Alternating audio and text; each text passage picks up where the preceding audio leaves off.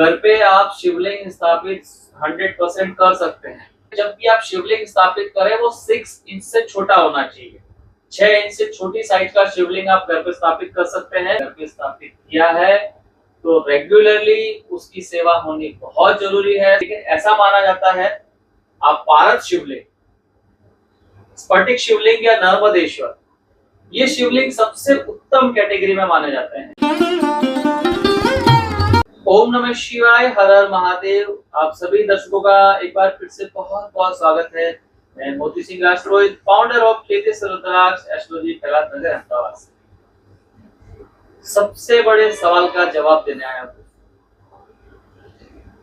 क्या हमें घर में शिवलिंग स्थापित करना चाहिए? करना चाहिए तो कौन सा स्थापित करना चाहिए? किन बातों का हमें ध्यान रखना चाहिए? ये सभी के मन में सवाल होता है।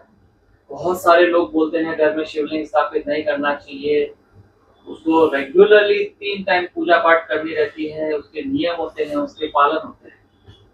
तो ऐसे सबके मन में बहुत सारे सवाल रहते हैं कि क्या हमें घर पे शिवलिंग स्थापित करना चाहिए, नहीं चाहिए, और करना चाहिए तो कौन सा शिवलिंग सबसे उत्तम रहता है दोस्तों।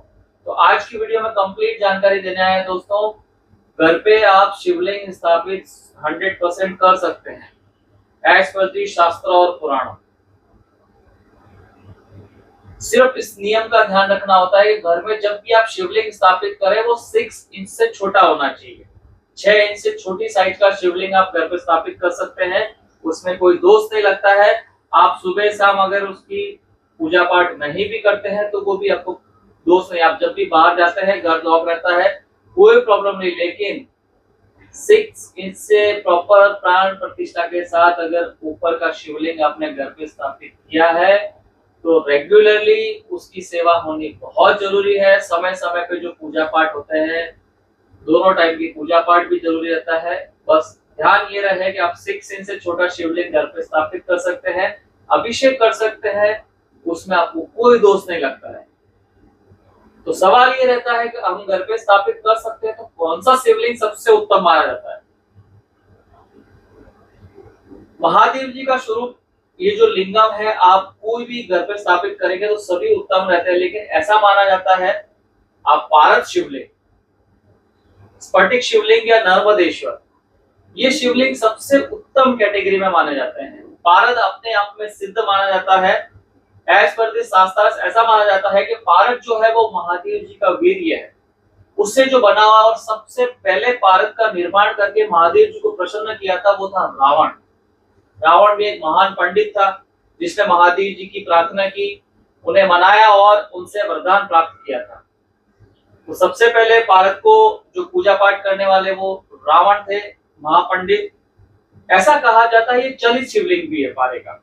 पारे का शिवलिंग सपोज जब आपने यहाँ पे स्थापित किया है, पूजा पाठ किया, कल अगर आपको कहीं ट्रैवलिंग कर रहे हैं तो अपने साथ में भी अगर शिवलिंग लेना हो तो पारे का शिवलिंग सबसे उत्तम रहता है। चलित शिवलिंग है, एक जगह से आप दूसरी जगह भी ले जा रहे हैं तो कोई दोष नहीं लगता है।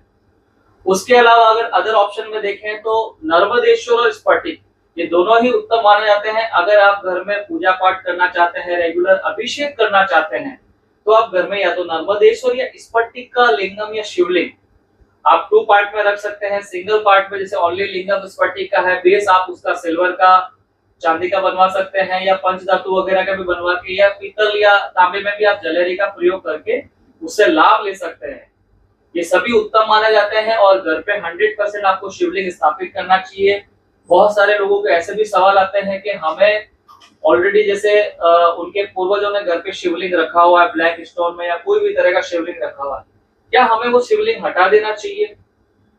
कोई हटाने की जरूरत नहीं दोस्तों। अगर आप लंबे समय से उसकी पूजा पाठ कर रहे हैं, वो कोई भी स्टोन है, ये मैटर नहीं करता है।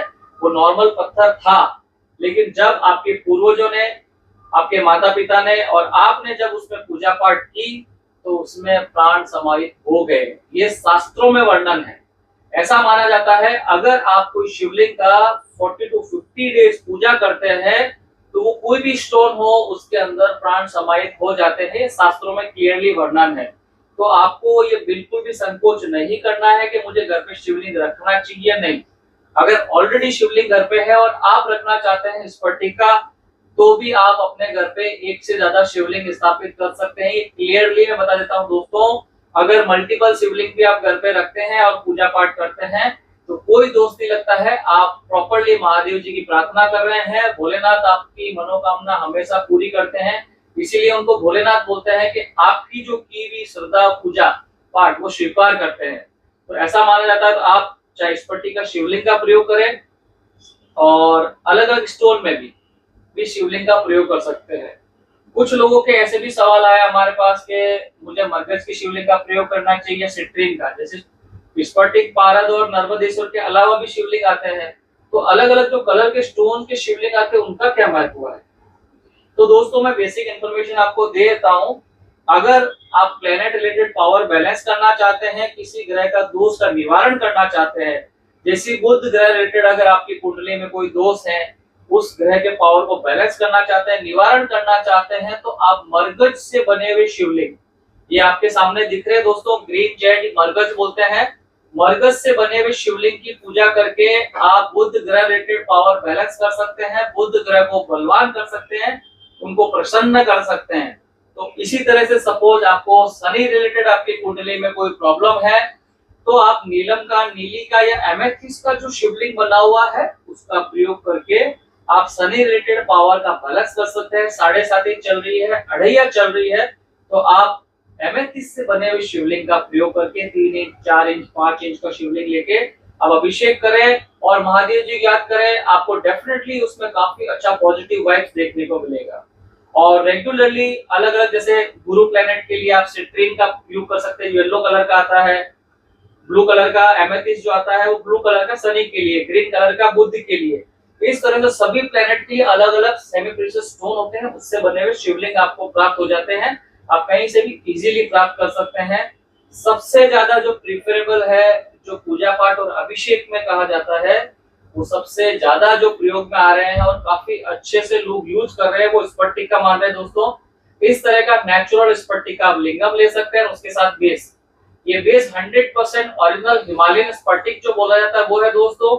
इसमें आप देख सकते हैं क्लियरिटी 10 to 15% ओनली, और लिंगम में 98% क्लियरिटी, 1 से 2% ओनली जीरम दिखेंगे। तो इस तरह के लिंगम और शिवलिंग स्फटिक के अंदर आपको बहुत ही उत्तम क्वालिटी के आपको हमारे यहाँ से मिल जाएंगे। आप देख सकते हैं कितने सुंदर लग रहे हैं दोस्तों। इसमें सभी साइज हमारे पास अवेलेबल है। आपको 100 ग्राम, 150, 200 ग्राम, 300 ग्राम, 500 ग्राम, 1 kilo, 2 kilo, 5 kilo, 10 kilo, 50 kilo तक के भी अगर सेट में चाहिए आपको, तो हम यहाँ से आपको कस्टमाइज करके देते हैं। ये देख सकते हैं छोटी साइज में बहुत ही सुंदर है, ये लिंगम अलग है, 98% ये भी क्लियर है। इसका ज्वेलरी है वो तकरीबन 35% क्लियर है। ये पूरा वाटर मार्क दिखेगा आपको अंदर। बहुत सुंदर शिवलिंग है। इस तरह के शिवलिंग आप डेफिनेटली हमारे यहाँ से प्राप्त कर सकते हैं। कुछ बड़ी साइज में भी है, ये करीबन 2-2.25 किलो के आसपास ज्वेलरी के साथ है।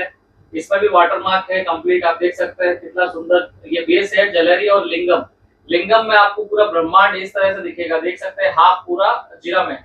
ये 85% क्लियर है, 25% इसमें आपको जिरम दिखेगा। रियल स्फटिक होता है उसमें आपको चाहे 1% मिले या 10% या 50% आपको अंदर वाटर मार्क जिरम देखने को मिलेगा।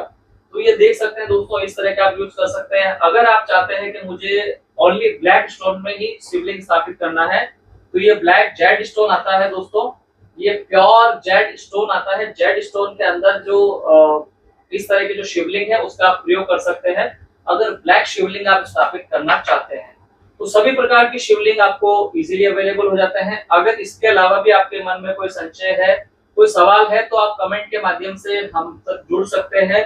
हम पूरा प्रयत्न करेंगे आपके सभी सवालों के जवाब दें। आशा करता हूं दोस्तों आज के वीडियो में एक अच्छी इन्फॉर्मेशन आपको मिली होगी। अगर वीडियो पसंद आया तो लाइक शेयर जरूर करें। चैनल पे नया है तो सब्सक्राइब कर दीजिए। मिलते हैं इसी तरह की और इम्पोर्टेंट जानकारी के साथ नेक्स्ट वीडियो में। ओम नमः शिवाय, हर हर महादेव।